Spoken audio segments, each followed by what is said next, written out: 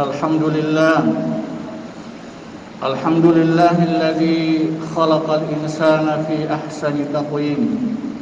أشهد أن لا إله إلا الله وأشهد أن محمدا عبده ورسوله. اللهم فصل وسلم على هذا النبي الكريم وعلى الرسول العظيم سيدنا محمد وعلى آله وأصحابه أجمعين.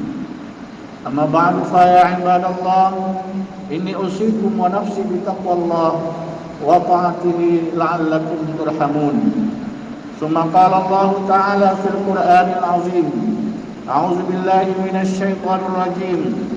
ولقد كرمنا بني آدم وحملناهم في البر والبحر ورزقناهم من الطيبات وفضلناهم على كثير من خلق تفضيلا.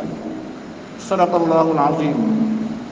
Kaum muslimin sidang jamaah Jumat yang dirahmati Allah, mari kita senantiasa menyanjungkan dan mempersembahkan puji syukur kita kehadirat Allah Subhanahu wa taala yang senantiasa memberikan rahmat dan hidayahnya kepada kita semua, taufik dan maunahnya kepada kita semua. Selawat dan salam mari kita kirimkan kehadirat Nabi Muhammad sallallahu alaihi wasallam yang kita senantiasa mengharapkan bantuan syafaatnya di yaumil akhir nanti.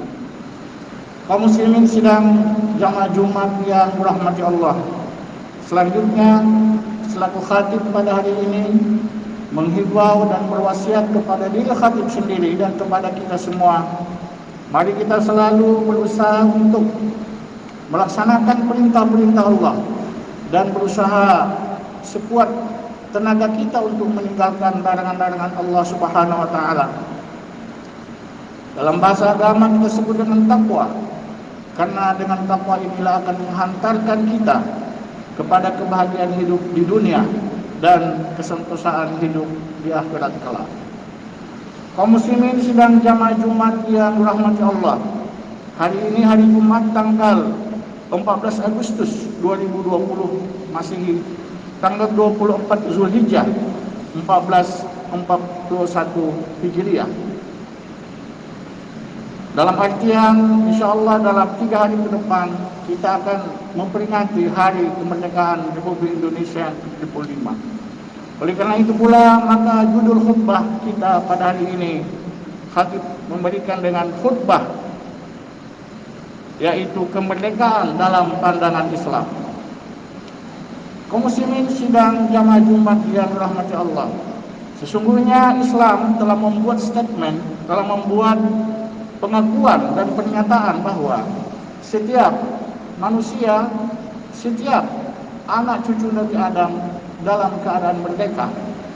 Dalam hal ini sebagaimana firman yang telah khatib bacakan tadi, walaqad karramna bani Adam wa hamalnahum fil barri wal bahri wa razaqnahum minat thayyibat wa faddalnahum ala katsirin mimma khalaqna tafdila. Di dalam surat Az-Zariyat ayat 70. Sesungguhnya kami telah memuliakan anak-anak Adam. Kami telah mengangkut mereka di lautan dan di daratan. Dan kami juga telah memberikan mereka rezeki yang baik. Dan kami telah memberikan mereka kelebihan dari makhluk-makhluk yang lain. Ayat ini memberikan petunjuk kepada kita bahwa yang pertama Allah Subhanahu wa taala telah memuliakan anak-anak Adam. Ini petunjuk bahwa kita semua dalam keadaan merdeka karena kita dimuliakan. Yang kedua, Allah telah memberikan kepada anak Adam ini sebuah kemampuan untuk menundukkan laut dan bumi. Ini juga sebuah indikasi bahwa anak Adam kita semua di dalam keadaan merdeka. Kemudian dilanjutkan dengan Allah memberikan rezeki yang baik-baik. Ini adalah sebuah kemerdekaan berekonomi sehingga kita bisa mendapatkan rezeki yang baik dan halal. Dan yang keempat, dalam ayat ini menunjukkan bahwa Allah telah memberikan kelebihan, kesempurnaan anak-anak Adam ini dibanding dengan makhluk-makhluk yang lain. hatta malaikat sekalipun. Dari ayat ini menjelaskan bahwa sesungguhnya kita manusia adalah diciptakan di dalam keadaan merdeka. Apabila kita sebut merdeka, kebebasan, maka adalah sesuatu hal yang positif. Lawannya adalah penindasan, perbudakan, dan penjajahan. Apabila itu kita ungkapkan, maka itu adalah hal yang tidak kita sukai. Tidak satu pun orang yang ingin dijajah, yang ingin ditindas, dan ingin dikekang dan lain sebagainya. Tetapi begitu kita dinyatakan bebas, kita merdeka, maka sesungguhnya hal itu adalah sesuatu yang hal disenangi dan disukai oleh setiap orang. Kaum muslimin sidang jamaah Jumat yang dirahmati Allah, namun dalam kenyataannya ada penindasan, ada penjajahan, ada perbudakan dalam hidup dan kehidupan kita ini. Paling tidak ada 3 hal yang dapat kami sampaikan dalam khutbah yang sangat singkat ini. Yaitu yang pertama, penjajahan dari seseorang kepada orang lain, ataupun penindasan dari orang ke orang lain, ataupun perbudakan dari satu orang ke orang lain. Dalam hal ini Islam sangat menentang hal yang demikian itu. Oleh karena itu, Nabi Muhammad SAW selalu menyampaikan kepada sahabat dan kita umatnya agar selalu berusaha untuk menghilangkan penindasan, memerdekakan seorang hamba dan lain sebagainya. Pada satu saat Nabi didatangi oleh seorang sahabat. Qala ja'a rabiun ila Nabi sallallahu faqala ya Rasulullah, 'allimni 'amalan yudkhiluni jannah. Atikna samata wa faqur riqabah. Pada satu hari Nabi didatangi oleh seorang sahabat, seorang Arab yang sangat Arab, yaitu Badui. Dia bertanya, dia mengatakan kepada Nabi, wahai Nabi, ajarkan kepadaku sebuah amalan yang apabila aku amalkan aku akan masuk ke dalam surga. Maka Nabi mengatakan, a'tik an-nasamata wa fakku raqabah. Bebaskan jiwa dan merdekakan hamba. Begitu Islam, begitu Nabi ingin menyampaikan kepada umat sahabatnya bahwa perbudakan sesuatu yang tidak baik. Orang yang bisa melepaskan orang lain dari perbudakan, penghambaan dan penjajahan, yang akan diimbangi dengan surga yang akan disiapkan oleh Allah Subhanahu wa taala. Dan inilah yang kita lihat dalam Al-Quran, bagaimana Al-Quran menghilangkan perbudakan. Ketika ada seseorang yang melanggar sumpah, maka kifaratnya pertama adalah memerdekakan seorang hamba. Ketika orang melanggar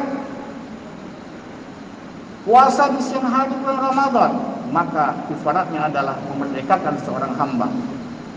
Ketika orang menzihar istrinya, juga dia harus memerdekakan seorang hamba.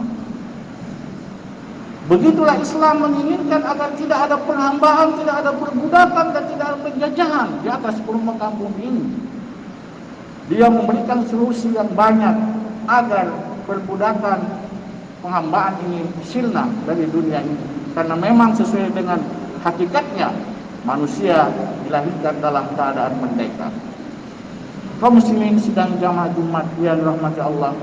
Adapun perbudakan atau penjajahan atau penindasan yang kedua adalah pemindasan dari satu negara ke negara yang lain. Ini juga terjadi.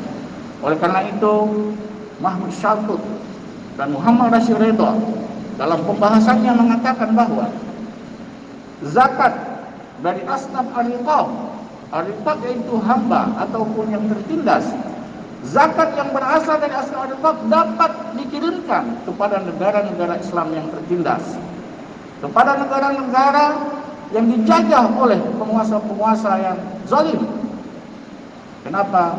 Karena negara-negara Islam tersebut tertindas yang berhak mendapat zakat dari umat Islam.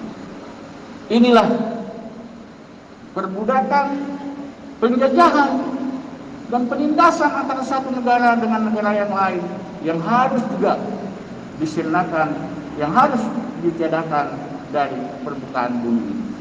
Kaum muslimin sidang jamaah Jumat yang rahmati Allah. Adapun yang ketiga adalah merupakan penjajahan atau penindasan atau perbudakan yang dilakukan oleh seseorang terhadap dirinya sendiri. Dalam hal ini Allah Subhanahu wa taala berfirman, "A'udzubillahi minasyaitonirrajim." Adakah kamu tidak melihat orang yang menjadikan hawa nafsunya sebagai Tuhannya? Inilah sebuah ayat yang sangat perlu kita perhatikan. Ara'aita man ittakhadha ilahu hawa afa anta takunu alaihi wakila. Apakah engkau tidak melihat orang yang mengambil hawa nafsunya sebagai Tuhannya? Dan apakah kamu akan mengatakan ada yang membelanya? Kalau tadi yang pertama, orang lain menindas yang lain, memperhamba yang lain, memperbudak yang lain. Kalau yang kedua adalah negara dengan memperbudak negara lain.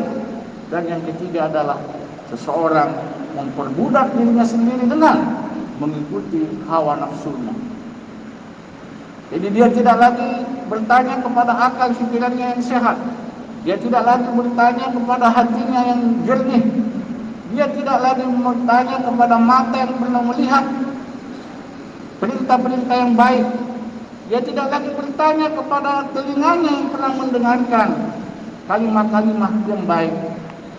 Tetapi di dalam hidupnya ia hanya berpedoman dan diperbudak oleh hawa nafsunya.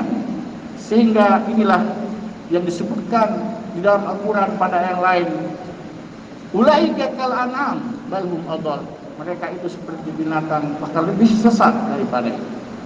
Kaum muslimin sidang jamaah Jumat yang dirahmati Allah, inilah penindasan, perbudakan yang tidak boleh ada pada diri kita semuanya. Dan tidak boleh ada penindasan baik itu ekonomi, ideologi maupun politik.